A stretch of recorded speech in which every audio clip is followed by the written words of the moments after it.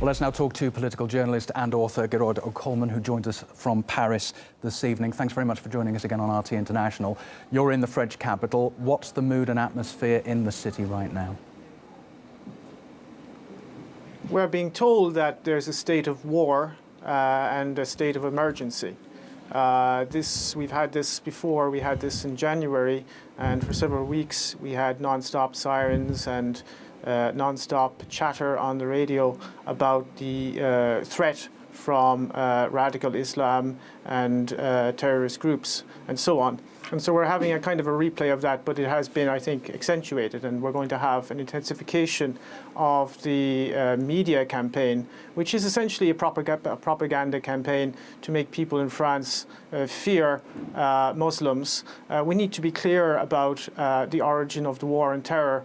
The war on terror is, I quote, orchestrated from abroad. These are the words François Hollande used to describe this terrorist attack. Well, the attacks that have been continuing to destroy Syria, to massacre its population, have also been orchestrated from abroad. They were orchestrated by NATO, and they've been carrying these attacks out against the civilian population of Syria for 4 years now. And this is a terrorist campaign that is also orchestrated from abroad. And people in Europe need to understand that there is a war that is becoming global, that is being waged against civilian populations in particular. It is a form of neo-imperialism and neo-colonialism which aims to divide and conquer European and Middle Eastern and African and the world's population, for that matter, and to make them submit to a global order that does not serve the interests of most of the people on this planet, but that does serve the interests of a very few ruling elite, a very small, tiny, and particularly tyrannical ruling elite. There is no war on terror. There is a war that is being waged using proxy groups, terrorist proxy groups, and they are being used against nation states who are resisting US and Israeli hegemony, and they are also being used as a means of disciplining the workforces in Europe. In a period of mass unemployment and austerity, you now have terrorist attacks being committed by terrorists funded, armed and trained by Western intelligence agencies. There is no such thing as ISIS. ISIS is a creation of the United States. We know that from official sources of the US military themselves. Declassified documents from the Defense Intelligence Agency have confirmed that. And the French government is now attempting to drum up support for more military intervention in Syria. And what they want to do is they want to get in on the game. The game is almost lost. The Russians have routed much of the Islamic State. You now have Islamic State militants coming into Europe disguised as refugees.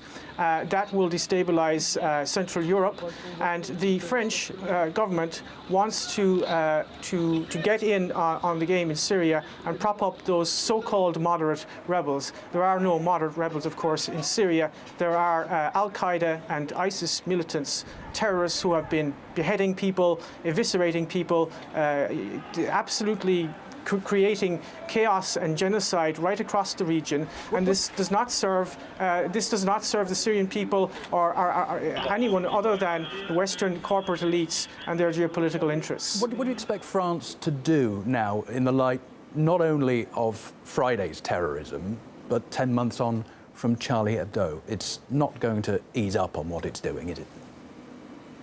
No. Much depends on how the French public will react. If they will, we are being bombarded now with a media propaganda campaign. There's this non-stop talk where we're told not to go out in the street. We're supposed to be fearful and keep quiet and so on. I think there is going to be a campaign against dissidents in France. They're very worried about the new media that has emerged in recent years. and they are very worried about the alternative media. So I think there you will see, we saw this actually after the attacks in January, you will see a conflation of terrorism and dissidence. So one of the tools which the media, the mass media uses to discredit any kind of rational questioning of the established order, and particularly the war on terrorism, is to deride those who would question the war on terrorism as conspiracy theorists. And I think you're going to see a crackdown on so-called conspiracy theorists and websites that actually publish rational and honest analysis of what is happening. So you're going to see more of that type of intellectual terrorism, which is already at boiling point in France. I mean, it's got to the point now where you have professors in universities who are being intimidated. You have school teachers who are basically being fired for even suggesting that there may be a link between French imperialism and terrorism. There was one case recently, for example, of a school teacher who almost lost his job when he suggested there might be a link between French foreign policy and terrorism. So we are going through a period of deep intellectual terrorism. And of course, these random terrorist acts, which are a form of low-intensity civil war. I think that the current crisis, the refugee crisis, which is really a form of coercive engineered migration, because they could have easily have been prevented, this form of coercive engineered migration is going to make this a lot worse, and it is going to create the conditions of civil war. It is a natural consequence, of course, of globalization, of financial capitalism. This is essentially what it leads to. I mean, it leads to a breakdown of society. And the only way in which they can kind of keep everybody down is by a policy of divide and conquer. So you're going to see a situation where you've got very much a Wahhabized working class in France. They're being Wahhabized by the allies of the French political elite, the Saudis and the Qataris. They're building Wahhabite mosques all over the place. And that is going to Wahhabize the youth, and they're going to be then used as pawns, if you like, in much bigger geopolitical wars, proxy wars against Russia, proxy wars against Iran in the Middle East, and so on.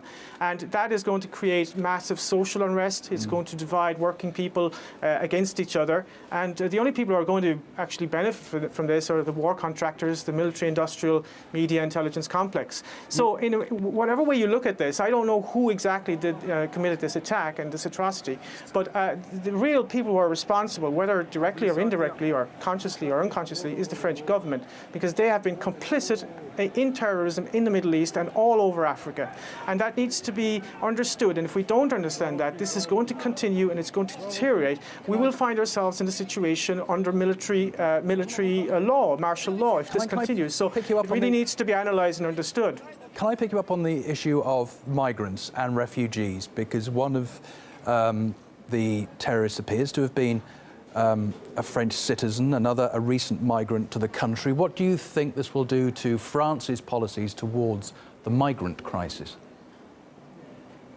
Well, I think there is sufficient evidence to suggest strongly, in fact, that the current crisis, I mean, the migration crisis is something that is ongoing, and there are different waves. You've got different waves coming up from Libya, you've got the ones coming up from Syria and up through the Balkans. But the current kind of refugee crisis, as it were, is what I would refer to as coercive engineered migration. This is a term used by Kelly Greenhill, a US academic who wrote an interesting book on this, whereby she shows that migration can be used as a tool by one state to destabilize another state.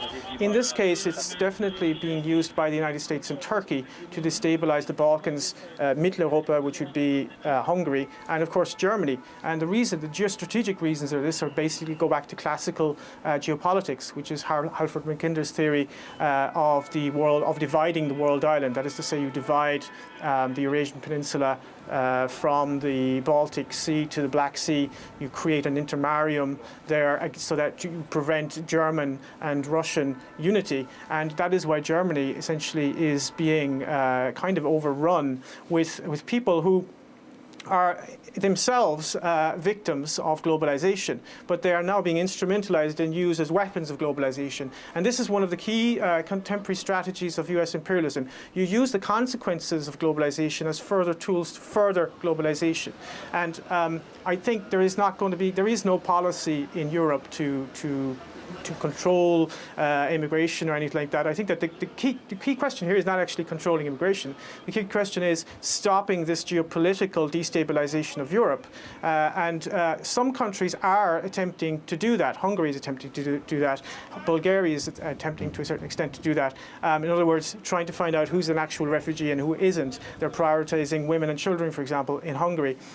That's a rational approach. But of course, Viktor Orban of Hungary is being demonized by the European Union for his insistence on implementing the laws of the European Union and of the Hungarian nation state. Here, you're in a situation where the French government is totally subordinate to US dictates. This is a country that has been completely taken over by US imperialism, just as Germany. And France doesn't really have a foreign policy. It does whatever Washington tells it to do. OK, it's always good to get your thoughts on this. Gearóid Ó Colmain, thanks very much for joining us from Paris this Saturday evening.